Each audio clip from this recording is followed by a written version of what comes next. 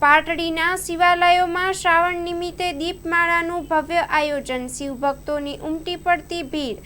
શ્રાવણ માસના પવિત્ર અવસરે પાટડી શહેરમાં ભક્તિમય માહોલ સર્જાયો હતો।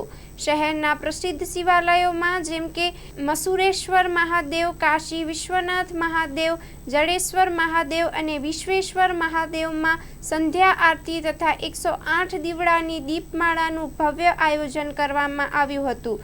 આ શિવાલયોમાં શિવજીને વૈવિધ્યસભર શણગારથી અલંકૃત કરવામાં આવ્યા હતા। સંધ્યા સમયે યોજાયેલી આરતીમાં મોટી સંખ્યામાં શિવભક્તોએ હાજરી આપી હતી અને દર્શન તથા પૂજનનો લાભ લીધો હતો।